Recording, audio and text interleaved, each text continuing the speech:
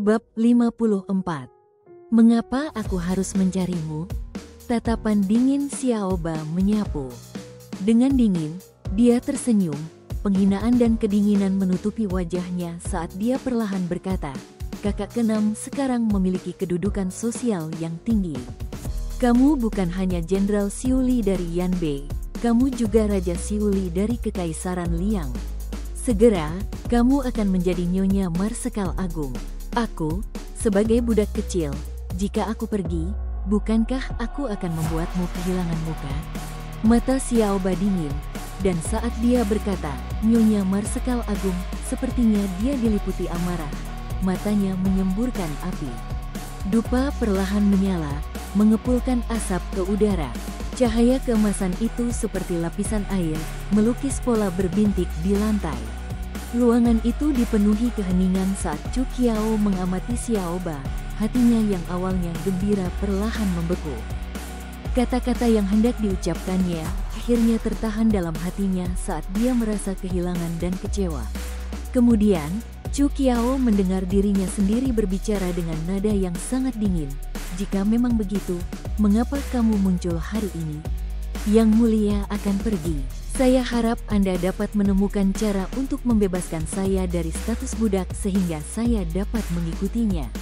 Chu Qiao sedikit terkejut dan bertanya, kemana dia pergi? Kemana lagi dia bisa pergi? Dia dikirim ke Yansai untuk menjaga kandang kuda. Seorang pangeran berdarah bangsawan sebenarnya dikirim untuk menjaga kuda. Ekspresi Xiaoba berubah melankolis saat dia berkata dengan dingin. Kemarahan yang sangat besar dalam suaranya hampir tidak bisa ditahan. Mengapa? Kenapa lagi? Bukankah itu karenamu? Xiaoba menoleh dan berkata dengan dingin.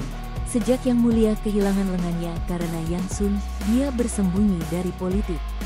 Tidak ada yang terlalu memperhatikannya.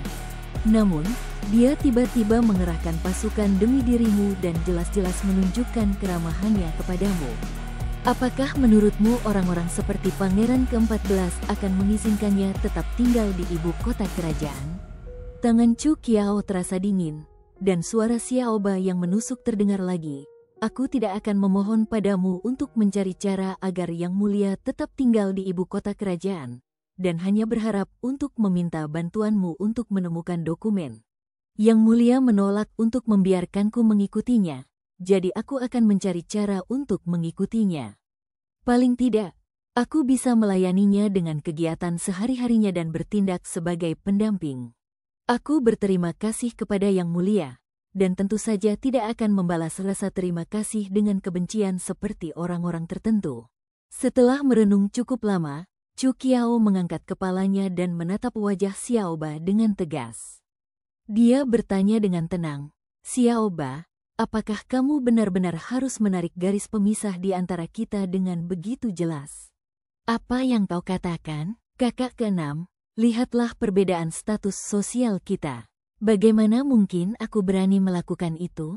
Pertama-tama, jika kau terus berbicara seperti itu, keluarlah sekarang dan jangan datang mencariku. Aku akan berpura-pura tidak punya saudara perempuan. Suara Chu Qiao, meskipun dingin, dipenuhi amarah. Xiaoba benar-benar terpana dengan ledakan emosinya, dan untuk sesaat dia tidak dapat memberikan tanggapan apapun. Apa yang membuatmu marah? Apakah kamu marah karena aku tidak bisa melindungimu? Karena aku tidak bisa membawamu pergi? Atau apakah kamu marah karena aku tidak bisa membalas dendam untuk keluarga kita, dan akhirnya menikahi musuh lama kita? Chu Qiao berteriak. Selama bertahun-tahun ini, tidak peduli seberapa banyak rasa sakit yang kamu tanggung, aku juga tidak hidup bahagia. Aku pikir kamu sudah meninggal, dan merasa bersalah selama 14 tahun terakhir. Namun, ketika akhirnya aku menemukanmu hidup, yang kamu lakukan hanyalah mendatangiku dan mencaci makiku dengan nada sarkasme. Apakah ini hubungan saudara yang kamu bicarakan? Sinar matahari siang terus melukiskan karya seni dinamis berupa bayangan berbintik di lantai, saat Chu Qiao berdiri dan menatap Xiaoba dengan dingin. Sebelum melanjutkan, sudah 14 tahun. Berapa banyak hal yang telah terjadi? Kamu penuh dengan dirimu sendiri dan penderitaanmu, tetapi menyalahkan segalanya pada orang lain. Aku benar-benar curiga jika kamu benar-benar saudari pemberani dan bertekad yang sama seperti yang kukenal. Kamu menamai dirimu Wuxin, tetapi apakah kamu yakin kamu terlepas dari emosimu? Xiaoba berdiri terpaku di tanah, wajahnya pucat pasi. Chu Qiao tiba-tiba merasa sangat lelah, seolah-olah setiap serat ototnya menjerit. Chu Qiao berbalik perlahan dan berkata dengan tenang, "Pergi. Aku akan menyelesaikan masalah tentang Pangeran Yuan Song." Setelah mengatakan itu, dia tidak lagi memperhatikan Xiaoba. Setelah beberapa lama, Xiaoba akhirnya pergi. Chu Qiao melihatnya dikawal keluar oleh Mei Xiang. Dia merasa seolah-olah sosok Xiaoba yang lemah berpakaian putih akan segera menghilang ke lanskap bersalju yang luas. Chu Qiao memperhatikan dan memikirkan kata-kata Xiaoba, ditahan di tahanan rumah, dan menjadi tunawisma. Chu Qiao menggigit bibirnya, dan hatinya mulai sakit. Duduk di sana sendirian, dia tetap tidak bergerak bahkan saat sinar keemasan senja mewarnai ruangan menjadi merah tua. Yuan Yue memeluknya dari belakang saat suaranya yang dalam bergema dari belakangnya, bertanya, "Mengapa kamu belum makan malam?" Chu Qiao bersandar dalam pelukannya. Seperti ikan yang dilepaskan ke kolam, dia tampak sangat santai. Sambil memegang tangannya erat-erat, dia tampak agak muram karena dia tidak berbicara, dan hanya memainkan tangannya, menghitung jumlah kapalan. "Xiaoba sudah datang?" "Ya. Kenapa kamu tidak memberitahuku meskipun kamu sudah tahu tentang ini sejak lama?" Chu Qiao bertanya balik. "Aku bermaksud memberitahumu, tetapi tidak sempat." Yuan Yue tersenyum, seolah-olah dia agak tidak berdaya. "Aku tidak tahu apakah kau percaya padaku, seluruh masalah ini masih menghantuiku. Bagaimanapun, aku tidak memperlakukannya dengan baik selama bertahun-tahun. Ada beberapa kali dia mencoba melarikan diri, dan aku memukulinya. Aku memiliki kepribadian yang sangat aneh saat itu. Bahkan setelah menyelamatkannya, aku tidak ingin melepaskannya. Ketika aku merasa baik, aku akan mengajarinya. Ketika aku sedang dalam suasana hati yang buruk, aku akan menunjukkan padanya sikap yang buruk karena dia terlihat seperti dirimu. Selama bertahun-tahun di pegunungan, aku tidak memiliki pembantu di sekitar, dan dia melayaniku sendirian.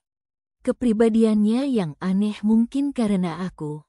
"Berapa lama dia melayani Yuan Song?" "Saya rasa sekitar 2 hingga 3 tahun. Yuan Yue menjelaskan, "Saya dengar Yuan Song sangat menyukainya.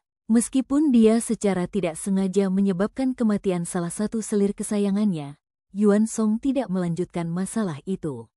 Chu Qiao terdiam beberapa saat, lalu berkata pelan, "Mungkin dia tergila-gila pada Yuan Song." Yuan Yue tersenyum dan berkata, "Aku tidak peduli siapa yang dia sukai. Selama kamu tidak marah padaku, semuanya baik-baik saja. Bagaimana dengan Yuan Song?" "Tenanglah, tidak mungkin Pangeran Yuan yang memutuskan semuanya sendirian.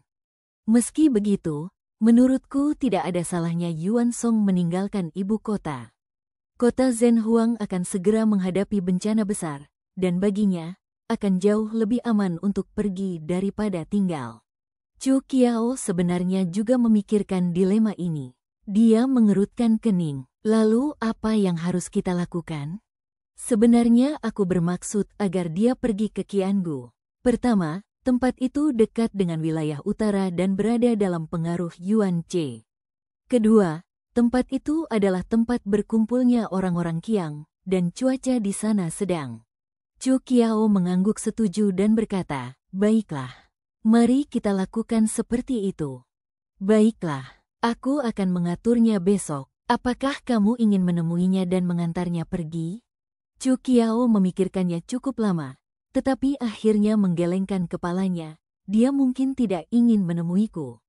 Aku akan mengurus urusanku sendiri." Yuan Yue berkata, "Tapi menurutku kamu harus menemuinya." Chu Qiao mengangkat kepalanya dan menatapnya, mengerutkan kening. Yuan Yue tersenyum tenang. Jangan menatapku seperti itu. Aku tidak punya maksud yang lebih dalam, dan hanya tidak ingin kau selalu menyalahkan diri sendiri. Bagaimanapun, semua hal yang terjadi saat itu bukanlah salahmu. Dulu, pandangan Chu Qiao kabur. Dalam benaknya, ia kembali teringat hari itu di Gunung Rixiangzi. Lelaki itu berdiri tegak dengan pakaiannya yang sedikit berkibar. Salah satu lengan bajunya berkibar-kibar tertiup angin. Kenangan itu telah lama tersimpan di dasar pikirannya. Kini setelah segel itu terkoyak, ia akhirnya menyadari betapa semuanya telah berubah. Satu-satunya hal yang konstan adalah siklus musim. Setelah salju turun sepanjang malam, seluruh kota Zhenhuang diselimuti oleh hamparan putih yang luas. Di pagi hari, saat seseorang membuka pintu, terlihatlah salju setebal lebih dari 1 kaki, hampir setinggi lutut. Angin yang membawa salju begitu kencang sehingga orang hampir tidak bisa membuka mata. Saat itu sebelum matahari terbit, dan saat para penjaga gerbang istana membuka gerbang sambil menguap, terlihat bayangan samar dalam cahaya redup fajar. Tepat saat mereka mencoba menyipitkan mata untuk melihat lebih jelas, kerumunan warga sipil telah menyerbu. Kereta hijau sederhana yang dilengkapi dengan roda hitam perlahan bergerak di atas salju, meninggalkan 2 jejak dalam. Kereta itu tampak sangat sederhana, dan bahkan saat mengikuti di belakang warga sipil, tidak ada upaya untuk pamer. Para penjaga tentu saja mengira kereta itu milik warga sipil biasa, karena mereka menerima pajak mahal untuk kereta itu sambil bersorak dan memamerkan otoritas mereka. Baru setelah sekitar 2 jam kereta akhirnya berhasil keluar dari kota Zhenhuang. Matahari sudah terbit, bersinar terang menembus kabut pagi. Burung-burung migran yang terbang jauh sejak lama, meninggalkan hanya elang yang lebih mampu menahan dingin. Berjemur di bawah cahaya pagi, mereka melebarkan sayap dan terbang tinggi di langit, dengan ujung sayap berwarna putih salju.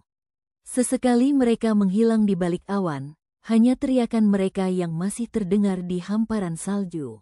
Saat kereta mencapai punggung Bukit Siema di luar kota, terlihat seorang gadis muda berdiri di jembatan Yangguan. Ia mengenakan mantel putih bersih dengan sepatu bot kuda hijau. Wajahnya cantik, seolah-olah ia ada dalam sebuah gambar. Wajahnya tampak agak merah, mungkin karena ia telah berdiri di salju cukup lama. Rona merah membuatnya tampak agak lembut dan cantik, menghilangkan rasa dinginnya yang biasa. Melihat kereta telah tiba, ia tersenyum dan berjalan mendekat, diikuti kudanya di belakangnya.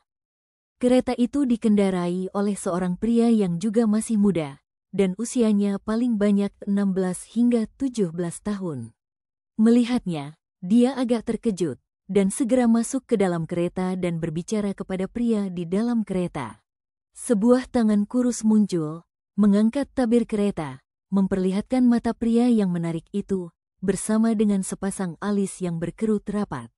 "Kenapa kau datang?" Suara Yuan Song telah kehilangan semangat kekanak-kanakan yang dulu dimilikinya, dan sekarang dalam dan tegas. Setelah bertahun-tahun, suaranya menjadi lebih seperti danau yang tenang, sama sekali tanpa emosi.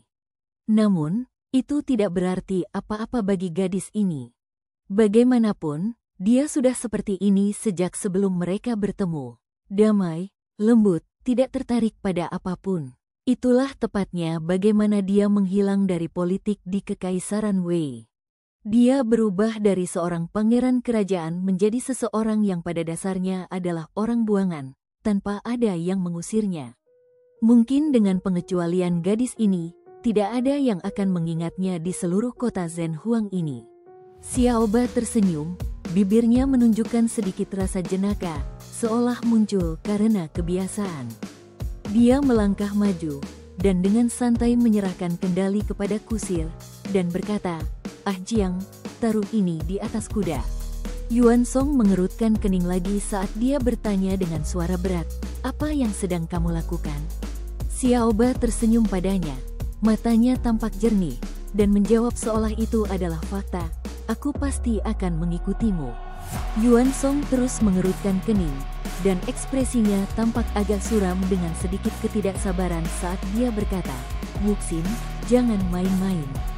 Xiaoba kini bernama Wuxin. Nama ini berarti dia tidak memiliki emosi. Dalam hidupnya, dia memiliki banyak nama. Dia sudah lupa namanya di keluarga Jin. Dalam kesannya, kerabatnya hanyalah Xixiang, Linxi, dan beberapa lainnya. Karena usianya yang masih muda, dan fakta bahwa dia tidak dilahirkan dari istri resmi keluarga Jin, namanya telah dilupakan bahkan oleh saudara-saudaranya. Pada akhirnya, mereka disusun berdasarkan urutan usia dan dipanggil Xiaoqi, Xiaoba, Xiaojiu, seolah-olah mereka hanyalah ternak. Mereka tampak lebih buruk daripada beberapa kuda perang. Setelah itu, dia diselamatkan oleh Yuan Yue dan tinggal bersamanya di bawah bimbingan Tuan Wolong selama hampir 7 tahun. Selama tahun-tahun itu, dia memiliki nama lain. Hanya saja nama ini diberikan kepadanya oleh Yuan Yue untuk mencegah orang lain mengetahui identitasnya. Tujuan utamanya adalah untuk melindungi saudara perempuannya, yang saat itu berada di istana Sengjin. Mendengar bahwa Yuan Yue telah meninggal, dia menangis. Itulah satu-satunya reaksi yang tidak dapat dia maafkan.